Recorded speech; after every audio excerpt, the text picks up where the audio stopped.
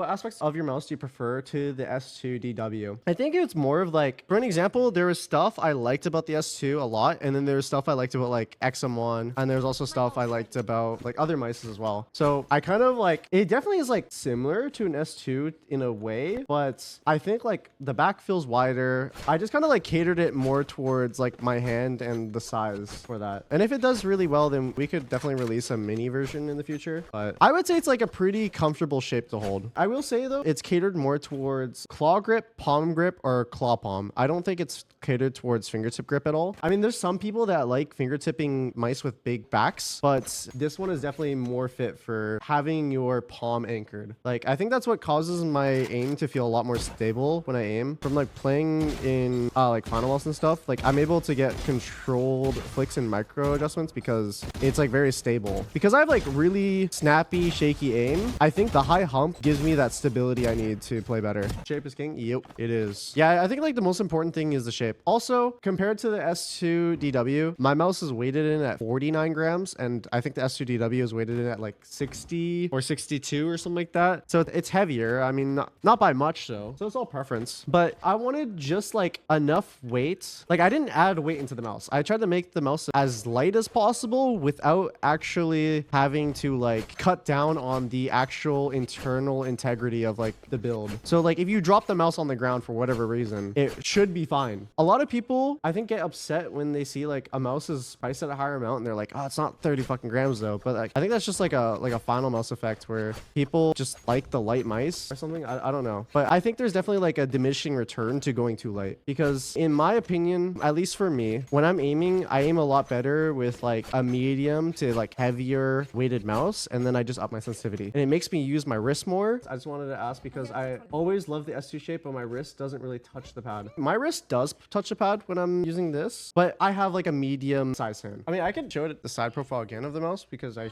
showed it a few times already. So I have the mouse right here. I can't show the bottom because the bottom has branding on it, but if you see, the only branding I have is a really, really small logo on the top of the mouse. Like when I mean small, it is maybe the size of the tip of my pinky. That's probably the size of the logo on top of the mouse. And then on the side, there is pen signature, which is kind of hard to see because it blends in. I went black on black because I thought it looked pretty cool, but you can see right there. But originally I was doing the mouse just by myself and it wasn't as efficient as I wanted it to be.